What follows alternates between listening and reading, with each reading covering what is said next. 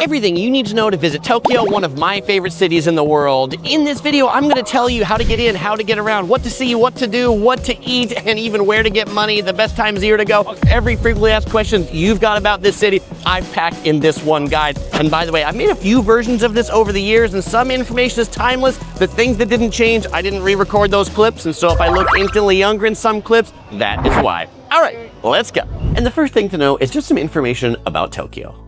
Tokyo is the capital of Japan, and it literally translates to East Capital, and it's also the world's most populated metropolis. Tokyo feels like high-tech meets old school at the same time. You'll find ancient Shinto shrines next to gigantic skyscrapers, and right now I'm actually in Toranomon Hills in the Hotel Toranomon Hills, and right next to these gigantic skyscrapers, there are indeed shrines right down below.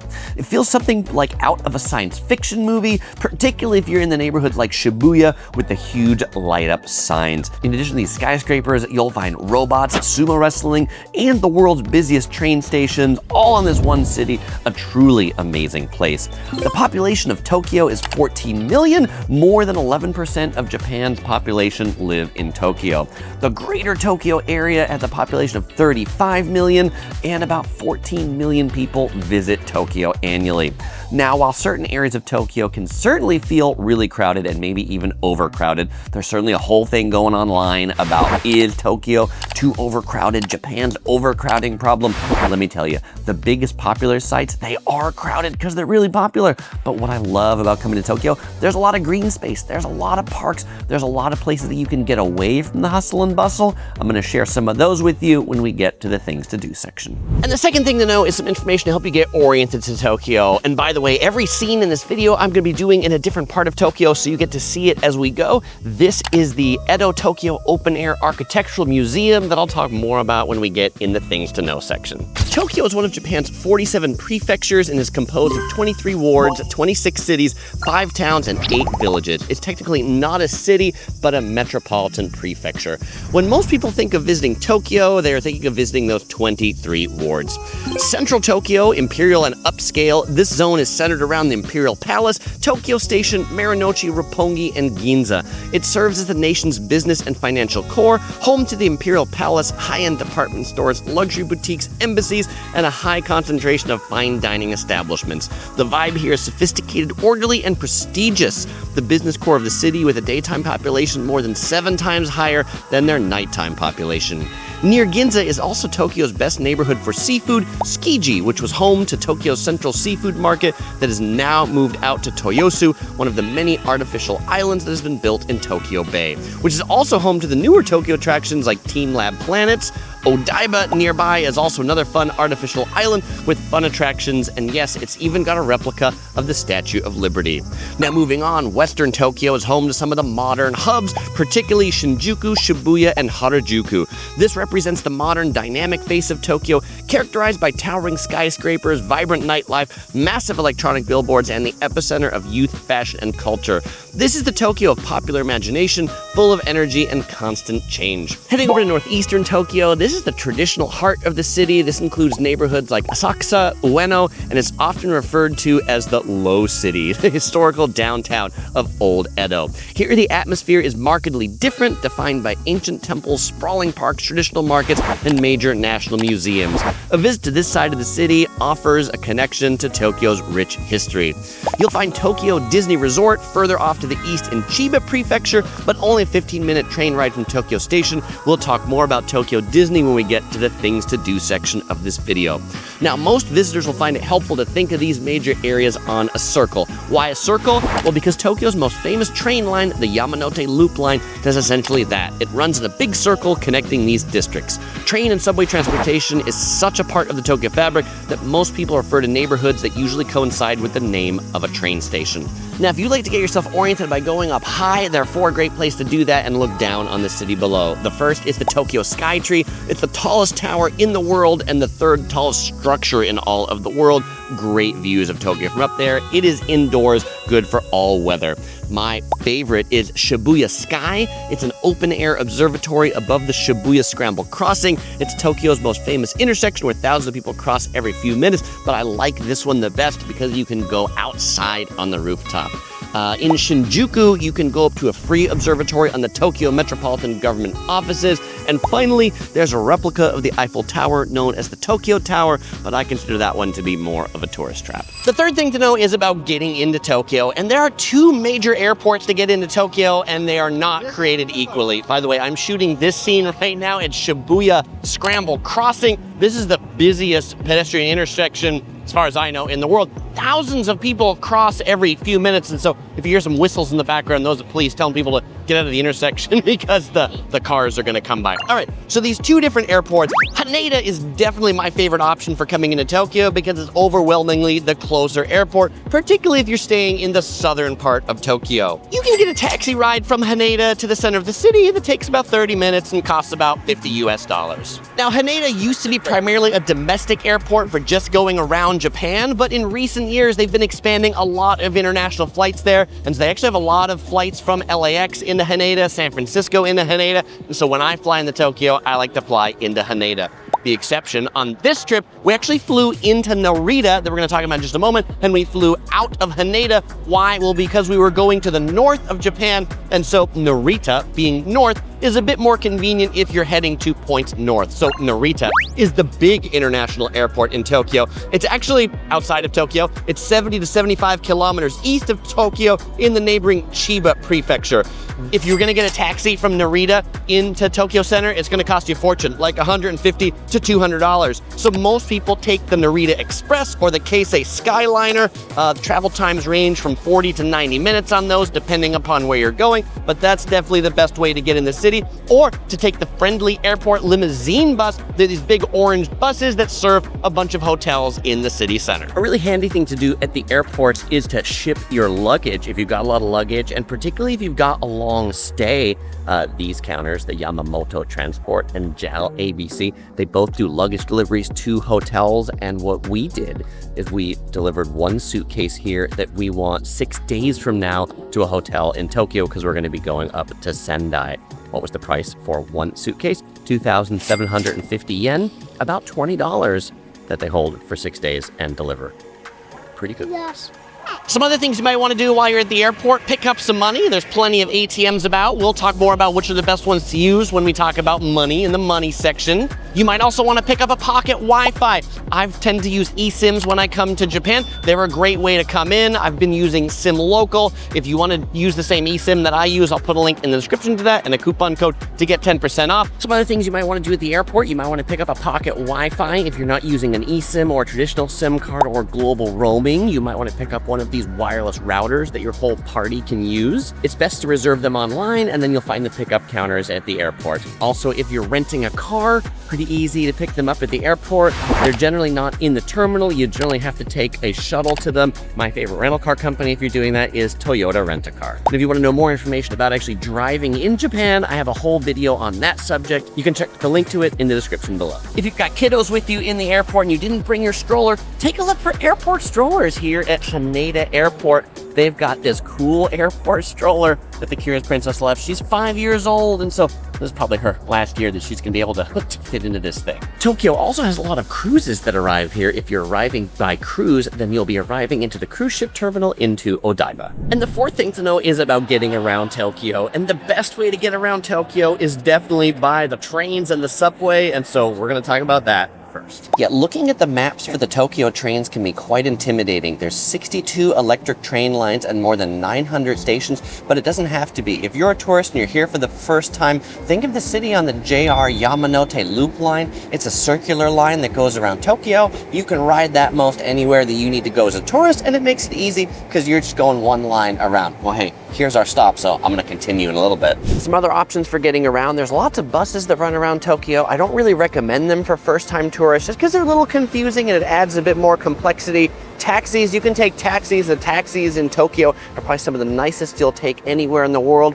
They are probably also some of the most expensive, so don't plan on taking taxis for long distances.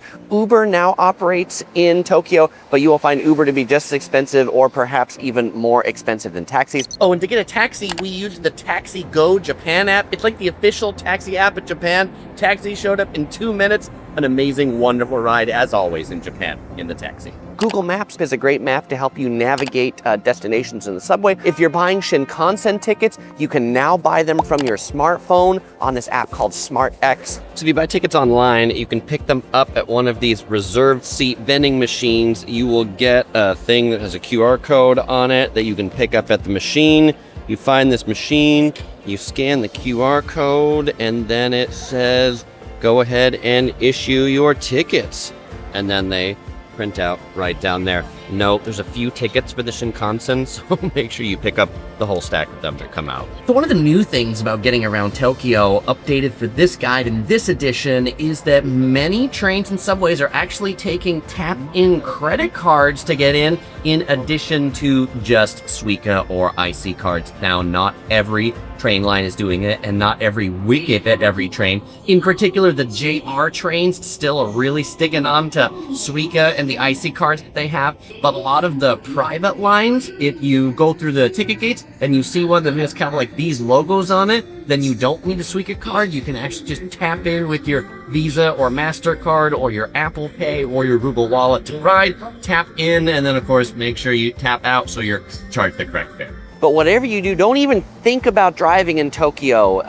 Rental cars are expensive, parking's expensive. Actually, there's very little parking, so don't drive, just don't do it. And when you're navigating the city, it's useful to have your destination printed out, not just in English, but also in Japanese, so that you could show it to somebody or you could show it to a taxi driver and help them understand. Because not everybody in Tokyo can really understand English all that well. We'll talk more about that in language, but if you show them your destination in Japanese, then they can help you get there. And if you don't know Japanese, your hotel can help you write it in Japanese or give you a name card, say that has the name of the hotel on a card, so you can always show that to a taxi to get back to your hotel. The fifth thing to know is when to go, and we'll start with the summer. The summertime in Tokyo is hot and humid. Daytime highs average around 80 degrees Fahrenheit, 26 degrees Celsius. It's really a steamy city. If you were to come in spring or fall, those are my favorite seasons to come. Daytime highs are around 60 degrees Fahrenheit. If you come in spring, March and April,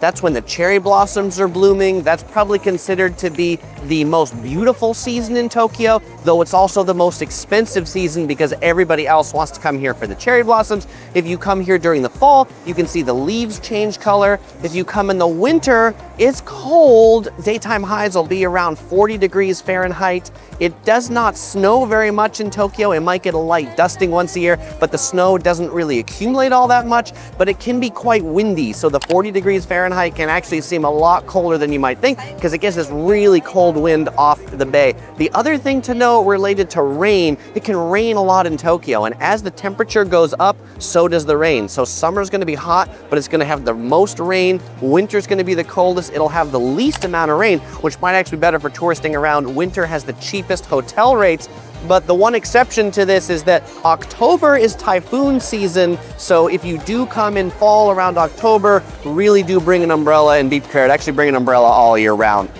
So my favorite season is the fall, and just to hope it doesn't come during typhoon time. And now that all being said, we're here in February right now, and it's actually kind of warm. The temperatures in February here 2020 are about 65 degrees Fahrenheit. And by the way, if I said it'll be less busy in February, this is less busy in February. So you can imagine in the summertime, it's insane. And the sixth thing to know is about the language in Tokyo. And it's Japanese, of course, but it's actually not just that simple. There's actually different dialects of Japanese. So you might have been taught the traditional Tokyo one, but there's actually different dialects around the country. You go to Osaka and they speak a little bit differently down there. Now, you're probably wondering, Chris, do I need to know Japanese? Can I get by if I only speak English? I only speak English. I don't really speak much Japanese. I speak a little bit of Japanese. I know some phrases. I can say like, Mizu kudasai, please give me water. Or biru kudasai, please give me beer. So yes, it's useful in any country you go to, including Japan, to learn a few phrases so that you can say, Ohayo, good morning, or you can say, arigato, thank you very much.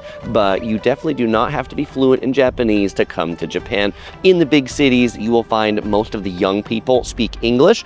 They've all been taught English in schools, but although while they understand it, they may not be able to speak it very well. Why? They don't get a lot of chances to practice speaking it. You'll find the older generations will know a few phrases. They'll know things like check this one to go. For here, like 2-word phrases are phrases that they know. You sit in a taxi, you know, they'll know address. Do you have an address? They'll know seatbelt, please, but they won't be able to carry on a long conversation with you. In the subways in the big cities, you will find them all to be signed in English and also announced in English. And you'll find many of the train staff will have a little badge that says like English, or they'll have like a flag on it to show you that they speak English. You'll also find a lot of staff at information centers where they'll have signs to say like English available. And in a place like Tokyo, you'll find tons of English restaurants at menus. If you don't see one, you can always ask the staff, do you have an English menu?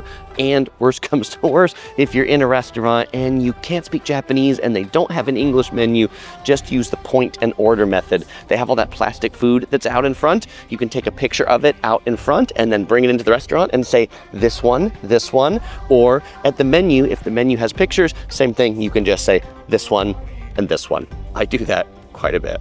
Oh, by the way, if you're wondering where I am right now, I am definitely in one of the big metropolitan pockets. I am at the rooftop garden of Ginza 6. This is one of Tokyo's major department stores, and many of the department stores across Japan have these things, rooftop gardens. They're free to come in, open to the public, have lunch, relax, chill out, and enjoy the view. Great views of here. You can see down the main Ginza Street, and you can see like the multi-story Uniqlo flagship. It's a cool perspective to come up to these rooftop areas, and it's neat how they maintain them just for public use. I mean, I'm sure they really want you to do some shopping while you're here, which I just may.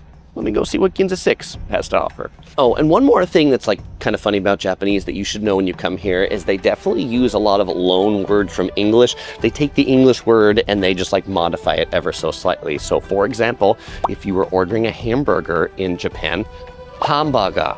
If you were getting a coffee in Japan, kohi. So the Japanese words for some things legitimately sound like words you already know. So if you don't know the Japanese, just try the English, because the chances are it might actually be close to the Japanese. Before you come to Tokyo, you should know that Japan uses Japanese yen. In recent years, the exchange rate has ranged between about 140 to 160 yen to $1 US. Compared to other big cities like London, Paris, or New York, food, transportation, and accommodations are surprisingly more affordable in Tokyo thanks to the recent weakness of the Japanese yen. Now, you're definitely going to still find expensive things like this premium sushi bowl for $90 and this cantaloupe for $200, but overall, everyday prices are relatively quite reasonable. Now, when it comes to accommodations, if you book early and avoid the busy times like Cherry Blossom, Golden Week, and New Year's, you can often find small but clean and conveniently located hotels ranging from about $100 to $200 for a night that's suitable for 1 or 2 people.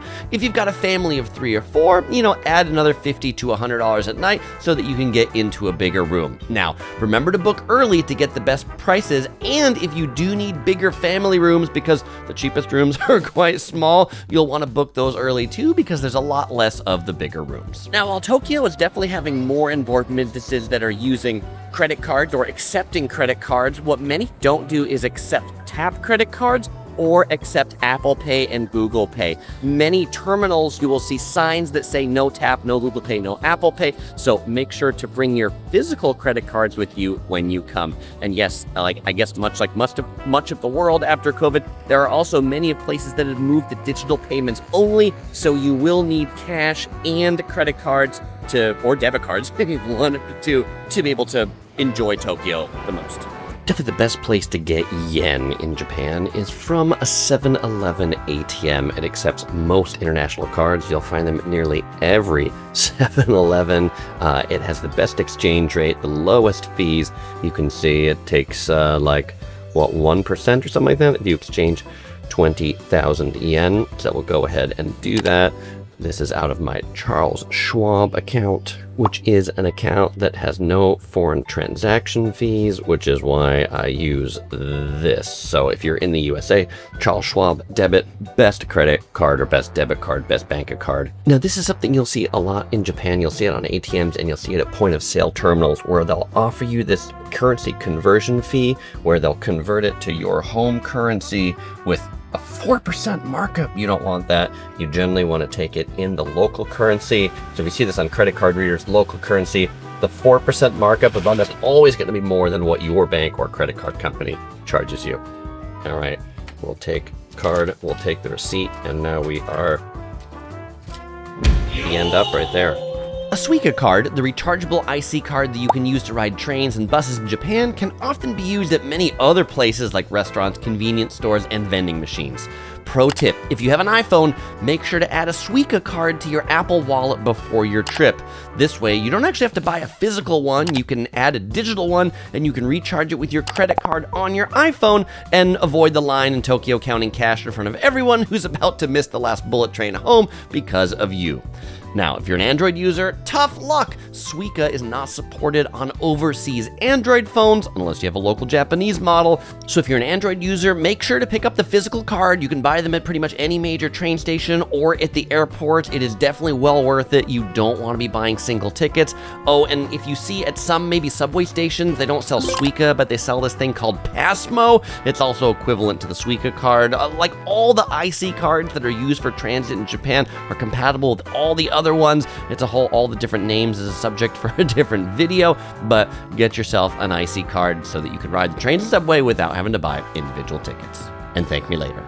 And the last note about money, there is no tipping in Tokyo. No tipping in restaurants, no tipping the taxi driver, no tipping the hotel staff. They have a no tipping culture in Japan. Actually can be considered rude, or they might not know what to do with it. So if you're at a restaurant and you left some change there, the staff might be running after you after you're left to give you your money back because they'd be like, what is this extra money you left here? The 8th thing to know before you go to Tokyo is about food. And sure, there is a lot of seafood in Tokyo, which is what I've got in front of me. We have some seafood bowls right here, but there is so much more than seafood. Tokyo has an amazing amount of restaurants in the city, 160,000 restaurants in Tokyo. Compare that to New York City. New York City has only 30,000 restaurants, so there's a lot of choice here. And by the way, you should know there's a lot more choice than just sushi. One of my favorites is katsu in particular, but the restaurants here, why are they so good? And they are really good. It's because they have really good ingredients, really great precision in making them, often generations of experience. Many of the restaurants are passed down for generations, and they often serve just one thing and really well. This restaurant in particular serves katsu, and I will point out, and just katsu, like that's the menu, and I'll point out that the restaurants can be pretty small. Sushi restaurants might only have 8 seats. This restaurant, if you take a look down there, only has 7 tables. So something else I want to point out related to eating in Tokyo, if there's a restaurant you want to eat in that's pretty popular, and this one is too, come at off hours. My recommendation is try the popular restaurants between 2:30 and 4:30. So that's kind of a weird middle time of day, but if you wake up early, have an early lunch, then you can kind of fit this in and have a snack for dinner. Otherwise, at popular restaurants in Tokyo, because it's such a big city, if you get there at 5 o'clock, there might already be a line. If you get there at the end of lunch hour, they might have already capped the line. So try to eat the popular places in off hours. But definitely make sure you do look at their closing times, because many restaurants in Tokyo close between lunch and dinner, so they might close between 2:30 and 5. A great option for finding restaurants that are open all day is department stores. There will typically be one floor on the department store that's just dedicated to restaurants. I don't mean the food court, I mean the restaurants. It's usually on the top floor. This particular katsu restaurant we're eating at is on the 11th floor of the Mitsukoshi department store in Ginza. Ginza has a lot of department stores, so a lot of restaurants that are open midday. You should also know that portion sizes are really small for food and drinks. We just stopped here at this train station and wanted to get a small strawberry juice. Do you see how small this cup is? This is my hand, this is the cup. This was 300 yen. It's really good though, but just know when you order a small drink, it's gonna be small. If you're planning on dining at any of Tokyo's really high-end restaurants, you should make reservations. Some of Tokyo's high-end restaurants take reservations months ahead, and some of them are invite only, or you have to know somebody, like the restaurant made famous from the Jiro documentary, the sushi restaurant. It's actually a private restaurant now, and you have to know somebody who knows somebody to get a reservation. So my tip to you is, if you're booking a nice hotel in Tokyo and you want to book a nice restaurant, call the hotel's concierge where you're you're staying at, ask them to try and make a reservation for you at that restaurant, ideally 2 or 3 months ahead of your trip to Tokyo. Also, something new I've noticed is that a tendency towards online reservation platforms. There's some restaurants we wanted to eat at that we needed to make a reservation online and we needed to put in a phone number. So pro tip for putting in your phone number, if it won't take your phone number outside of Japan, try the phone number of the hotel that you're staying at. That might work out for you. We also use the Amex, because we have an Amex Platinum card, Amex Concierge to help us make a reservation at a restaurant that we had a hard time making online. And then when you show up at the restaurant for your reservation, make sure you're there on time. If your reservation's at 6 p.m., you better be there precisely at 6 p.m. If you roll in at 6:15, chances are they might have thought you're not coming at all, gave your table to someone else. Oh, and also another thing about restaurants, a lot more are going to tablets that you order just off on the side that you don't even interact with a waiter, and QR codes for menus, so it really helps if you have data on your phone so you can actually scan that QR code. And so when you're done eating, you need to know how to pay. Most restaurants that are sit-down restaurants in Tokyo will bring you a bill as soon as you've gotten your food at your table. They'll typically place it on the side of your table or maybe even underneath. The other thing sometimes they do will be like this. At this beef restaurant, they give you this that says, "Thank you for coming. Please bring this check to the cashier when you leave." And so you typically don't pay at your table. You'll pay at a cashier actually right behind me when we leave. If we didn't have this, then we would bring the check or the bill up there to pay. And just because they bring you the check right away, that doesn't mean you have to leave right away. Don't feel rushed. If there is a time limit on tables, they'll typically tell you that when you sit down. For some of the most interesting dining experiences in Tokyo and most atmospheric, dine underneath the train tracks. We're here right near the Yurakucho station, and this is a whole like fish market, drinking area, hence the spinning fish. This is very lively at night, and the trains roll over about every minute in these restaurants. You hear a kukung, kukung, kukung. It's just one of those really cool experiences. And you'll find them not just here in Tokyo, but all over, maybe not right underneath the train tracks, but next to the train tracks. So look by the train tracks for interesting restaurants. Number 9 is drinking. The legal drinking age in Tokyo is 20 years old. And actually beer and alcohol is relatively inexpensive in Tokyo, particularly if you buy your beer and alcohol at vending machines and convenience stores. If you do buy alcohol at a convenience store, they are required to confirm you're over 20.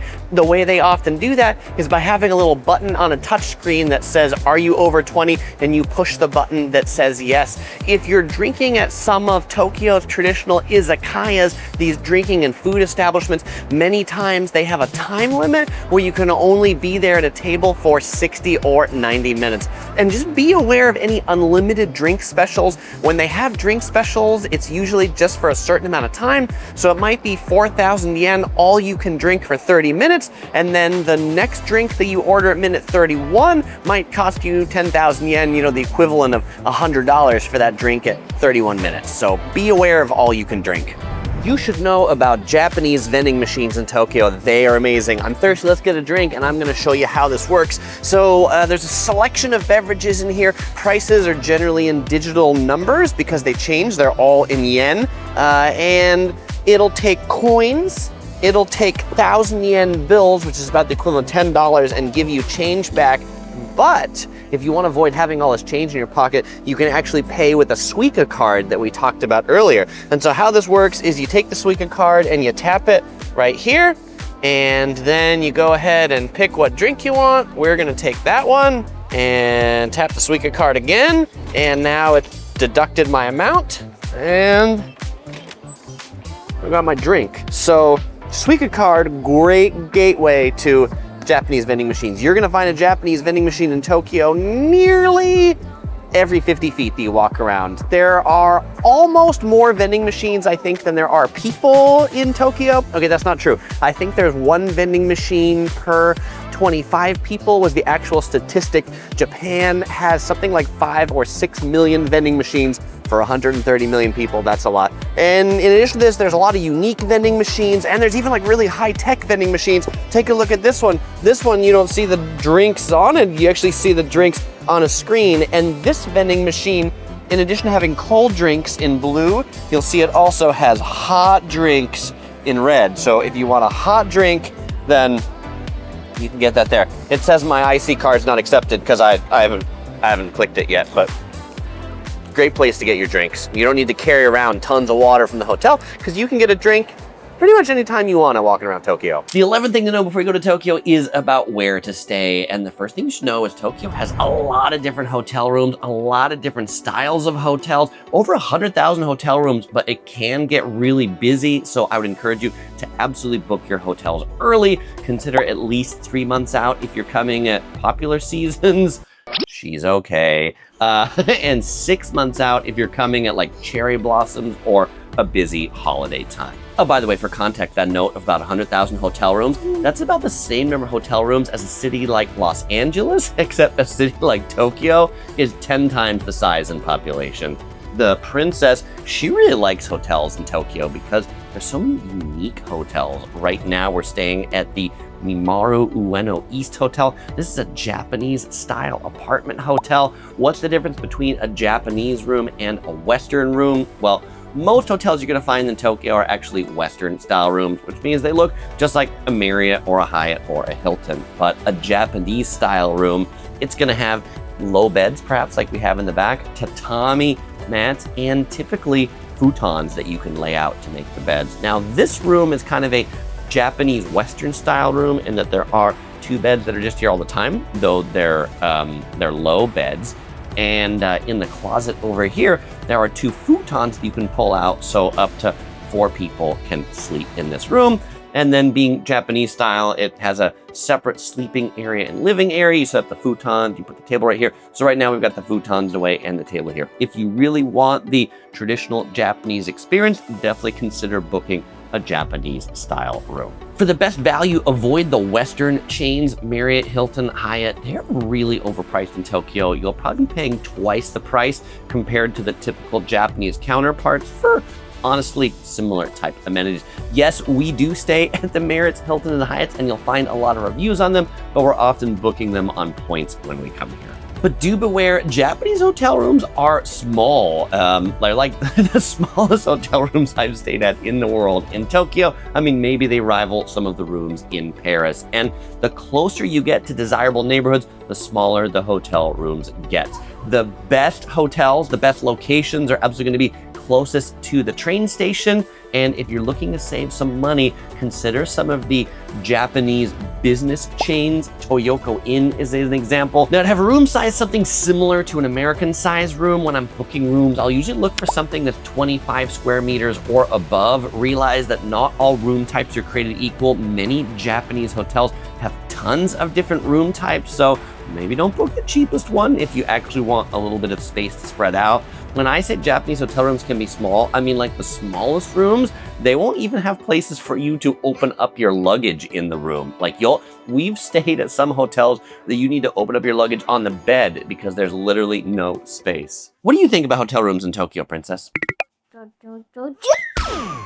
Now, definitely, if you're looking to have more than 2 people in your room, you'll be in a different tier category. The base occupancy for most Japanese hotel rooms is 2, and they often do charge for extra people. So if you have extra people, make sure you put it in there when you make your reservation so you get the right price and you get the right tier. Particularly if you're staying at onsen or hot spring hotels. Not that there's actually that many of them at Tokyo, but those are ones that notoriously charge per person. And like if you don't put in the 3rd person and you can think you can sneak them in, like because you saw a picture that had like 3 beds in the room, there won't be. They'll have hidden it, they'll have covered it up, they won't put the bedding in. So make sure you put the right number of people on the room reservation. Now, Tokyo itself is really huge, so you're gonna wanna stay near a transit hub. There's not really one best neighborhood to stay at in Tokyo because it's so big, and you might, like we're doing on this trip, you might actually wanna consider breaking up your trip at multiple hotels. We're actually staying at 3 different hotels on this week that we're spending in Tokyo, so we're closer to the things that we wanna do.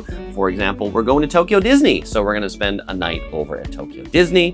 Hey, I have something to say. What do you have to say? Elsie Girl is going to stay at 3 hotels, and me and Lala Production, we are going to go to the Disney Hotel. Yeah, that's right. We're actually splitting up for that night as I'm taking the Curious Princess to Disneyland. We're not splitting up from our whole relationship. Just for that night, we go to Disneyland. Yeah. So OC Girl can enjoy all the boring museums while we enjoy the rides. Isn't that right? Yeah, that's right.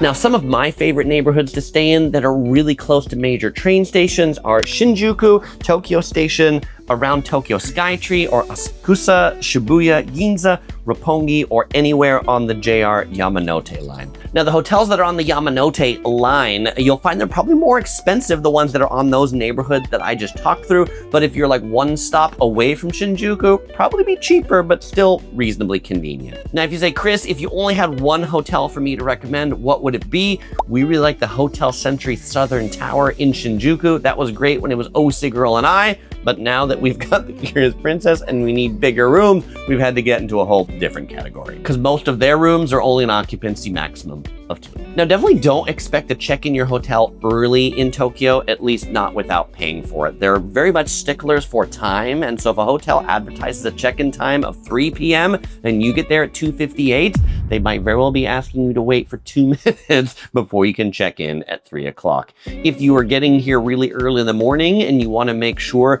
that you can check in at 6 in the morning, consider booking the hotel the night before. Like, call up the hotel and say, hey, you want to check in early, and they'll generally have a charge for that, either an early check-in fee or they'll like reserve you the day before. But don't miss the day you come in, because if you didn't communicate that to them and you're not here by like midnight or 2 a.m., they'll likely cancel your reservation. Checkout times also very strict. If they advertise a 10 or 11 checkout time, they're very strict and they will be calling you or at your door knocking probably at 11:02 if you didn't check out at 11. Now, we talked about luggage shipping earlier in the getting in section, but you can also use it for switching between hotels. Most hotels will have the service that they can ship your luggage off to the next hotel. Usually they'll have a cutoff of the day before, something like 10 or 11 o'clock at night, that you need to get your suitcase down to the lobby so they can get it to your next hotel the next day. Now, the Mamoru Ueno East Hotel that we're staying at right now, they actually advertise same-day delivery for hotels in the central part of Tokyo. If you're going further afield, then they need more time for that. All right, so before I get into the different categories of hotels that are in Tokyo, because they might be different than what you're used to hearing, the Curious Princess right here, what she's been playing with this whole time, we went to the Disney flagship store last night in Shinjuku, and we got this bunny right here. This is a special bunny that you can only get at the Disney flagship store, the N Rabbit. And then this is a Elsa Frozen light up costume kit that's only available in Japan. Can I use this for the bike's house, but it was actually for these. Yes, the light up kit comes in this little box right here, and it's the perfect size for the bunny to sleep in. Categories of hotel in Tokyo. Business hotels. If you see business hotel, that's not a Marriott, Hilton, or Hyatt. Business hotels in Tokyo are very small rooms, very close to train stations, convenient to business travelers who are coming and going, generally only spending one night in there, generally not with much luggage. You're gonna find probably some of the best value hotels to be in the business hotel category. Toyoko Inn is an example of one of those, but if I mentioned Japanese hotels are sticklers on number of people, Toyoko Inn is extra sticklers on that because their rooms are really, really tiny. You will of course find lots of luxury hotels in Tokyo, and I feel like sometimes Tokyo gets a bad rap for the cost of hotels. Yes, there are absolutely hotel rooms that are hundreds to thousands of dollars a night. Most of them aren't if you're not staying at the Four Seasons or the Mandarin Oriental. But then there's another, what I would consider luxury category, which is the luxury ryokan, or the luxury Japanese style inn. So that is Japanese style inns typically look like rooms like this, but will have more full service. This is an apartment, so we just check in like in a hotel at a desk. But a Japanese style in a ryokan, there will often be people in kimonos who will greet you, take you to your room, make tea in your room. Food is often included in that experience. There are not many ryokans in Tokyo. You will find some of them, but if you want the most Japanese cultural experience, stay at one of those. What do you have in your mouth, princess? The princess lost her candy. Go get your candy. When we checked into this hotel, they gave her candy. They were very nice. They're capsule hotels that basically, they're like these little capsules. They kind of look like little, almost like coffins that you go sleep in. They're not really meant for visitors. They're really meant for traveling businessmen that missed the last train and need a place to sleep. Of course, I say businessmen, they're generally gender separate. So there will be capsule hotels or floors or areas just for men to sleep in. And then there will be capsule hotels or areas just for women to sleep in. If you want to sleep together with somebody, It's not going to be in a capsule hotel. Those are designed for just one person. If you're looking for something even a little bit shorter, Tokyo has plenty of hotels you can rent by hour. Those are called love hotels. That's as far as we're going to get on that topic in this video.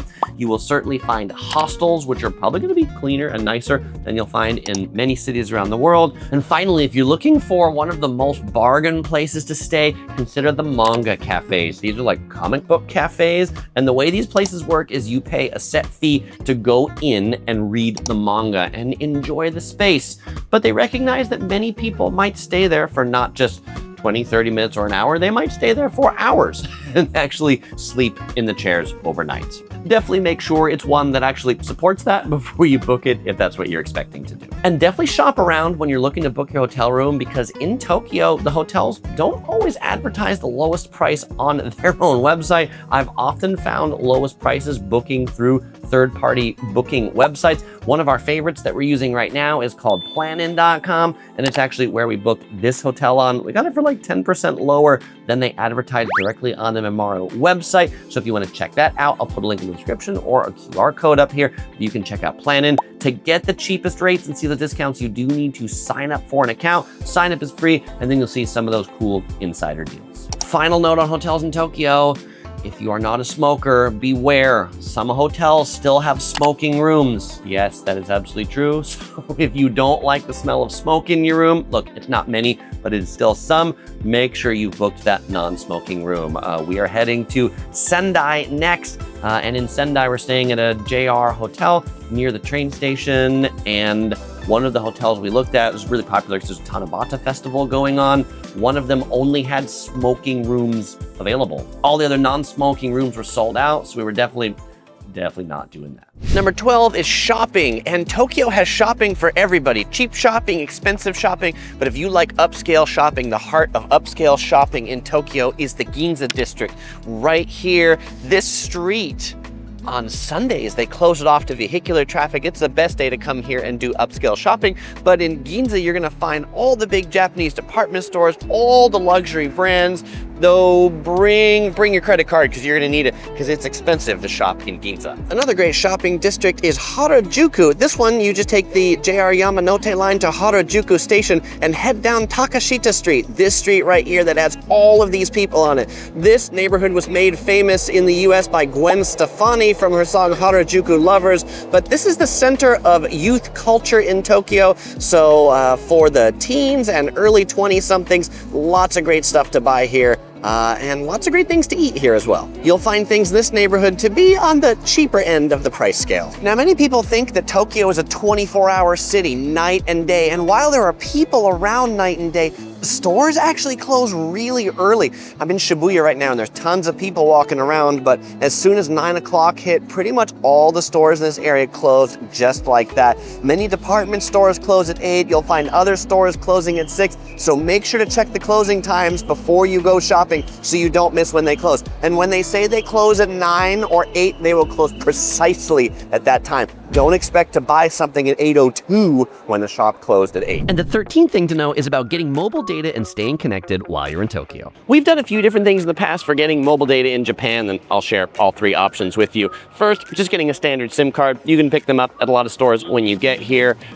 2, we've also rented pocket Wi-Fis. Pocket Wi-Fi, it's like a mobile router, like a Wi-Fi router. It basically has one SIM card in it, and then your whole group can tether to that. We've used Ninja Wi-Fi. You basically pick it up at the airport, you use it for your whole trip. It's great if you have a lot of people traveling with you that all want to get on the internet. It's great for OC Girl, myself, our daughter, the Curious Princess, all to just basically connect via Wi-Fi to that to get data. But my new favorite way to get mobile data while I'm traveling internationally is to use an eSIM. The great thing about using eSIMs is you can get it all set up from the comfort of your home before you leave, and you don't have to pick up any physical things once you get to your destination. And you definitely don't have to hunt for the Ninja Wi-Fi desk wherever it is in Haneda Airport. Now for this trip, I got one from my favorite eSIM provider and the sponsor of this video, SimLocal. SimLocal is an eSIM marketplace where you can pick from a variety of different providers and packages depending upon your data and length of stay needs, all for a really good price. I got the 7-day unlimited data eSIM from AU, and it was $19. That's a super good deal. The whole process from purchase to installation took less than 5 minutes. When I landed in Japan, all I had to do was toggle on the eSIM, and voila, I had data right away even before getting into the airport from the comfort of my airplane seat. By the way, it's actually really hard to get a phone number in Japan. So the eSIMs or the SIM cards that you would like pick up or buy from a random vendor or the pocket Wi-Fi does not come with a phone number. If you want to get a phone number in Japan, that's a much more bigger thing about like you gotta apply and you gotta like prove who you are. So data only, probably the way to go for most visitors. Oh, if you do want to use SIM local to get your eSIM, the way I did it, you can use code YELLOW over there and you'll get yourself 10% off. Oh, and before I go, where am I right now? This is Tsukiji Fish Market. Well, there was a big fish market here, but the Tsukiji neighborhood, it's still a whole neighborhood dedicated to seafood. I just had myself a uni seafood bowl that was really quite delicious. Number 14 is about smoking. Tokyo has a really interesting culture about smoking in that, first of all, there is no smoking while walking on the sidewalks in most of Tokyo. Why? They don't want you to smoke your cigarette and bother other people or run into somebody. So if you want to smoke out in the city, you have to find a designated smoking area.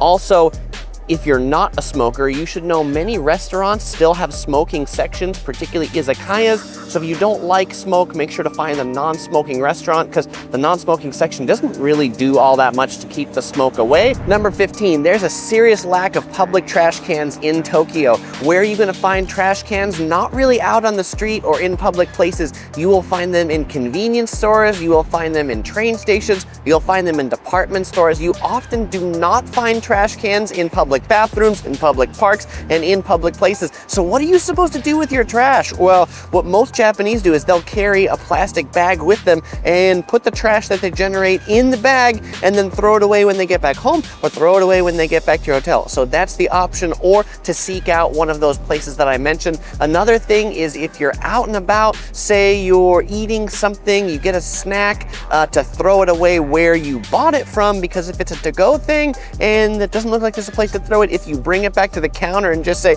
hey, I just had this pudding cup, what do I do with it? They'll know that you want to give it back to them to throw it away. Number 16, let's talk about toilets. When you're walking around Tokyo, you'll eventually need to relieve yourself. Where should you look for toilets? Well, one of the best places you'll find public toilets is in train stations. Nearly every train station and every subway station will have public toilets. They are typically in the paid area of the station though, so make sure you use the restroom after you get off the train but before you leave the wickets, and the same way in the other direction. Other places that are great for public toilets are department stores, and some convenience stores will have restrooms as well. Most restaurants have them, but maybe not the smaller ones. You'll also find public toilets in parks and some other big public places. I would say public toilets in Tokyo are generally of the pretty good and pretty clean variety. You should know about information desks and booths, that they're actually useful when you're in Tokyo. When you're traveling around Europe and a lot of other places, information desks are just great places to get sold tickets and timeshares and these sorts of things. But if you're looking for really good information about where something is in a mall, or you're looking in a train station and you see an information desk, that's a really great place to get local maps for the neighborhood, ask what to do, ask what to see. And in Tokyo, pretty much all the information desks are staffed by people who speak English. So when you need information, find little signs of information, usually with a question mark or an exclamation point. Number 18 is rules. There are a lot of rules to follow in Japan. I'd encourage you to brush up on some Japanese etiquette before you visit Tokyo. In almost any place or site or attraction, you'll be presented with a good set of rules before you come. If you're wondering what this one is, this isn't no walking. This one here says no running at this particular shrine, no eating, no throwing trash away, no sitting on steps. You can probably figure out what those are. But some other ones you should know in Tokyo: people really respect lines. If you see a line, don't be cutting in line. 2, people really respect the red light and the no crossing symbol. People here don't cross the street. They don't jaywalk when they're not supposed to. And finally, people don't eat while walking. It's considered rude in Japan to eat while walking. You might get a slight pass as a foreigner, but you'll probably get some dirty looks. If you buy something from a convenience store and you want to eat it, the general etiquette is you buy that thing from the convenience store or the food from the vending machine and you eat it right there in front of the store at the vending machine, and then you throw it away and then you continue on your way. So don't buy that Starbucks to go and think you're going to be drinking it on the run. If you want to drink it quickly, get it for there. If you're getting it for to go, it's to drink at whatever your destination is, not while you're walking. All right, now let's talk about some of the best things to do in Tokyo that we haven't already talked about yet. And the first one on this list is gonna be the Tokyo Disney Resort. There are 2 Disney theme parks in Tokyo. They're right next to each other. Tokyo Disneyland, the original one in Tokyo. It is based on Disneyland in California or the Magic Kingdom in Orlando. There's a second theme park, the newer one that I'm in right now, which is Disney Sea. This one is a sea-based theme park. There's a hotel that's in the theme park, Hotel Miracosta. This is like Venice Land over here, but there's also like an Aladdin Land over this way. There's a big volcano. It is an amazingly themed theme park. There's also a New York City area that's based on New York City. So whether you've got kids that enjoy the Disney characters or you're a Disney adult, definitely consider checking out 1 or 2 of these theme parks. If you are gonna do these theme parks, then you should definitely consider moving hotels, especially if you're gonna do 2 of them, because it's definitely worth 2 or 3 days for big Disney files. Oh, and if you wanna know more about visiting Tokyo Disney Sea, I've got a whole video on our visit here with all the tips, tricks, and mistakes that you need to know. Now, if you're looking to shop for Disney merchandise and you're not going to Disneyland, then check out the Disney flagship store. This one's new since my last update of this video. It is in Shinjuku. This store has 3 stories of Disney merchandise, and there are limited edition things you can only get at this store. It is really cool. Admission is free, and you can get some cool photos with some Disney characters here too. Some neat photo ops up on the 3rd floor, or I guess 2nd floor, and down in the basement. Now, Tokyo doesn't have a lot of old historical buildings left because many of them were destroyed in the World War II. So if you want to see old Tokyo, old Japan, you need to get outside of Tokyo. And where we are right now with the Curious Princess, we are at the Edo Tokyo Open Air Architectural Museum, where they've taken a bunch of these like old buildings, brought them together, and they've done a great job putting them into like little streetscapes. You can go inside the buildings. And when we were here today, they even had someone selling old-timey candy. This candy, when you put it in your mouth, actually makes a whistle. Visit Tokyo's really amazing aquariums. There are lots of really great aquariums in Tokyo. The one we're at right now is Aqua Park Shinagawa. This one, their specialty is a dolphin show. So you go in and you get to see a dolphin show in addition to seeing a lot of great aquatic life. The aquariums are really clean, and they've even got a couple rides in here too. The carousel is 500 yen. Free for kids under 6, but an adult has to accompany them, so it's not totally free. Yeah, the stationary seats that are usually stationary in most carousels, these oysters, they actually move up and down, so you get a little bit of fun even if you're riding with really, really little kids. They also have some big ship ride, but you have to be 120 centimeters tall to ride that one. Oh, so we've got to wait a few years for her to come back and ride that ride. Another aquarium that I really like is the Sumida Aquarium. That one's at the Tokyo Skytree. That aquarium is famous for its penguins. Pro tip, these aquariums can be quite busy, particularly on the weekends, particularly in the daytime. If you want to get away from the crowds, then come late at night. This aquarium right here, the Aqua Park Shinagawa, was open until 9 p.m., although last admission is 8 p.m. Oh, and if you want to see the dolphin show, I'd recommend getting to it like an hour early and then putting something down on the seats that you don't value too much, like some umbrellas or a water bottle, to save your seats. It's Japan, so it's safe, and that's what everybody does to mark their seats. And they put it down so they could like say, it's my seat. Nobody gets on that seat, it's mine. Now, in addition to a whole bunch of great paid attractions in Tokyo, there's also a lot of great fun, free things to do, and some of them are just to stroll around some of Tokyo's super unique neighborhoods and soak up the atmosphere. Now, one of my favorite unique neighborhoods is called Kappabashi Street, which kind of translates into Kitchen Town. For over a century, it's been the city's premier wholesale district for professional chefs and anyone involved in the food service industry. You'll find 170 shops on this street, each focusing on a particular aspect of the restaurant trade, from shops that specialize in nothing but knives to shops that only sell pottery. But what I think is most entertaining about the street are the shops that sell the realistic plastic food samples. These are the ones that you see in the windows of all the restaurants in Tokyo. These models are used to display their menu items, and you can buy them here for yourself, not just for a restaurant. You can buy everything from a single piece of sushi to an entire bowl of ramen. Another cool neighborhood to visit is Amiyoko near Ueno Station. It's one of Tokyo's few open-air flea markets. It runs along and under the elevated JR Yamanote Line tracks, and the vibe of Amiyoko is completely different from the polished modern shopping districts of Shibuya or Ginza. Here, it's loud, crowded, and a bit gritty, but it has an undeniable energy and some old Tokyo charm. Now, if it's temples and shrines you're after, I've got 3 recommendations for you. First, the historic Sensoji Temple in Asakusa. This is Tokyo's oldest temple, and the approach along the main street lined with traditional shops is just as captivating as the temple itself. Do make sure you go early, otherwise the crowds here can be intense. One that has some less crowds that I enjoy is the Meiji Jingu Shrine. This is tucked away amidst a vast bamboo forest, yet it's in the middle of the city. It's kind of odd how that works, but it's really a peaceful escape from the city's hustle and bustle, perfect for a contemplative stroll. And one that I recently discovered, and one of the ones that I actually find is the most picturesque in Tokyo, is the Hiei Shrine. This one is kind of away from a lot of the major touristy areas, which is why I haven't been there until this past year. It's kind of on the backside of the Imperial Palace and is most famous for its Torii Gate Tunnel. It's a major draw for visitors to go up this tunnel of red torii gates, up the staircase to approach the temple. Now, if you don't want to do the stairs, uniquely this temple also has an escalator to take you to the top in case the stairs aren't your thing. Now, if you want to spice up your photos at the temples and shrines, consider renting a kimono or yukata for the day. There are tons of traditional Japanese attire rental shops all around Tokyo, and it'll make your experience even more memorable. It'll make you feel like the performers at one of my favorite Tokyo stage shows. It used to be called the Robot Restaurant. That doesn't exist anymore. It's now called the Samurai Restaurant. It's still got the wacky costumes, talented dancers, choreographed fight scenes, but a few less robots. Still a lot of fun though. And the last thing to know is we've got even more videos on Tokyo and beyond. If you want to see our vlogs where we spend a week across Japan, check out this one right here. If you want to see some of our favorite destinations in Tokyo, you'll find some of those guides on the screen or a link in the description to our entire Japan playlist with over 100 videos on this country. Fellow explorers, I won't say goodbye because as usual, I'll see you in the next video.